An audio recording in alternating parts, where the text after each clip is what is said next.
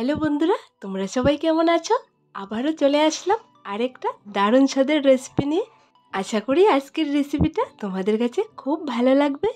তোমরা কি জানো মটরশুঁটি দিয়ে এত সুন্দর করে কল পিঠে বা শিরিষ পিঠা তৈরি করা যায়? মটরশুঁটি দিয়ে আমরা অনেক ধরনের সবজি রান্না করে খেয়েছি, পরোটা খেয়েছি, পুরি খেয়েছি, কিন্তু তোমরা কি কখনো মটরশুঁটি দিয়ে কল পিঠা তৈরি করে খেয়েছো? যারা এখনো মটরশুঁটি দিয়ে কলপিঠা তৈরি করে খাওনি, স্পেশালি তাদের জন্য আজকের এই রেসিপিটা। মাত্র 2টা উপকরণ দিয়ে তোমরা এত সুন্দর করে কলপিঠা তৈরি করতে পারবে। সত্যি বলছি বন্ধুরা, অসাধারণ একটা পিঠের রেসিপি আজকে আমি তোমাদেরকে শেয়ার করব। মটরশুঁটি দিয়ে এই স্পেশাল পিঠাটা আজই তৈরি করে নাও। তাহলে চলো আজকের এই স্পেশাল মটরশুঁটির কলপিঠাটা শুরু করা যাক। প্রথমে আমি এখানে নিয়ে নিলাম ছোটো সাইজের বাটিতে 1 বাটি মটরশুঁটি বা কড়াইশুঁটি, যে যেটাই বলো। মটরশুঁটিগুলোকে একদম ধুয়ে সুন্দর করে পরিষ্কার করে নিয়ে নিলাম। এইবার ব্লেন্ডারে দিয়ে একটা স্মুথ পেস্ট তৈরি করতে হবে। তোমাদেরকে বলি বন্ধুরা, অল্প পরিমাণ মটরশুঁটি দিয়ে তোমরা অনেকগুলো কলপিঠা তৈরি করতে পারবে। মটরশুঁটিগুলো দিয়ে দিলাম ব্লেন্ডার জারে, আর দিয়ে দেব কিছুটা পরিমাণ পানি, যাতে করে সুন্দর একটা পেস্ট তৈরি হয়।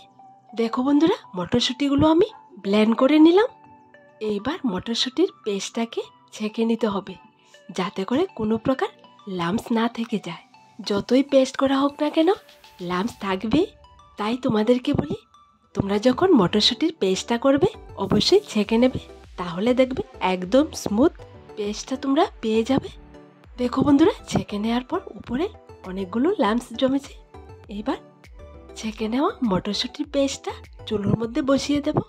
আমি পেস্টটা যখন করেছি একটু পরিমাণ পানি দিয়েছিলাম, তাই পেস্টটা একদমই ঘন। তাই আমি চুলোতে বসানোর পর আর একটুখানি পানি অ্যাড করে দিলাম। মটরশুঁটির পেস্টটা চুলোতে বসানোর পর অনবরত নাড়তে হবে, না হয় পোড়া লেগে যাবে।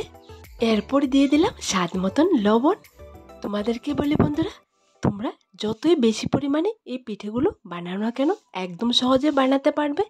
একদম কম টাইমে তোমরা এই পিঠেগুলো বানিয়ে নিতে পারবে। দেখো বন্ধুরা, লবণটা দেওয়ার পর আমি অনবরত নেড়ে মটরের পেস্টটা হালকা শুকিয়ে নিলাম। একদম পারফেক্টভাবে হয়ে গেছে। এবার আমি এর মধ্যে দিয়ে দেব 1 বাটি চালের গুঁড়ি। তোমরা যদি চাও চালের গুঁড়া দিয়ে এই পিঠাটা তৈরি করবে না, তাহলে তোমরা ময়দা বা সুজি দিয়েও এই পিঠাটা তৈরি করতে পারবে, না হয় সাবুদানা গুঁড়া করেও এই পিঠাটা তৈরি করতে পারবে। দেখো বন্ধুরা, চালের গুঁড়াটা দেওয়ার পর হাতা দিয়ে নেড়ে আমি সুন্দর করে, না নরম না শক্ত, এরকম একটা ব্যাটার তৈরি করে নিলাম, যাতে করে কল বা সিরিঞ্জের মধ্যে যখন ব্যাটারটা ভরবো একদম সহজে উঠে আসে।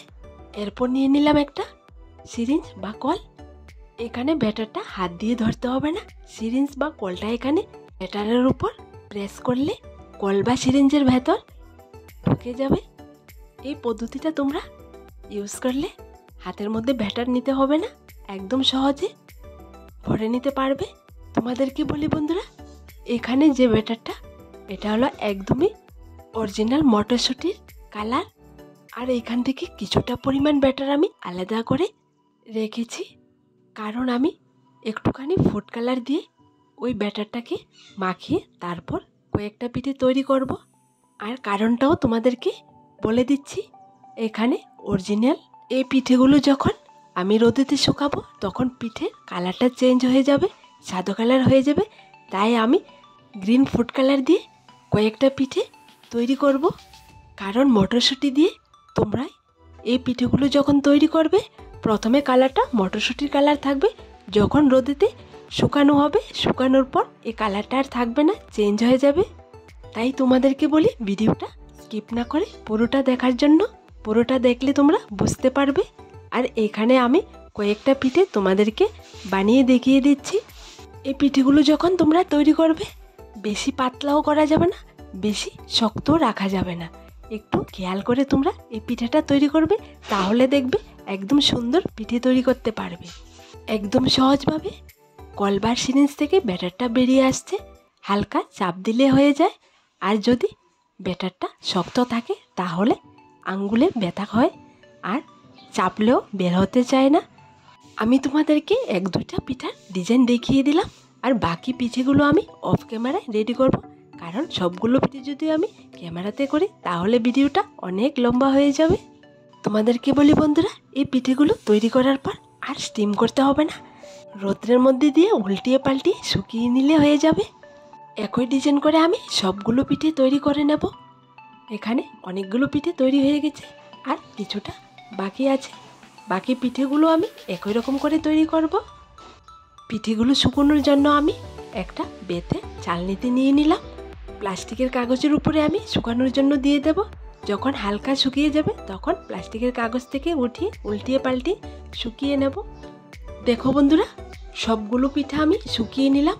আর যে পিঠেগুলো অরিজিনাল মটরশুঁটি দিয়ে তৈরি করেছি, এটা সাদা কালার হয়ে গেছে। আর যেগুলোর মধ্যে আমি গ্রিন ফুড কালার অ্যাড করেছি, এগুলো গ্রিন হয়েছে, কারণ মটরশুঁটি যখন শুকানো হয় কালারটা চেঞ্জ হয়ে যায়। ঠিক পিঠের ক্ষেত্রেও এরকমই, তাই আমি 2টা কালারই তোমাদেরকে দেখিয়ে দিলাম, যাতে করে তোমরা সহজে সেঁকে নিতে পারো। দেখো বন্ধুরা, পিঠেগুলো দেখতে কতটা সুন্দর হয়েছে, আর খেতেও তেমন স্বাদের এই পিঠেগুলো। এখন শুধু তেলের উপর দিলে একদম ফুলকো ফুলকো মুচমুচা হয়ে ভাজা হয়ে যাবে। আজকে আমার মটরশুঁটির কল পিঠে বা পাঁপড়টা তোমাদের কাছে কেমন লাগলো ছোট্ট একটা কমেন্টে লিখে জানাবে। আবার দেখা হবে নতুন একটা রেসিপির সাথে।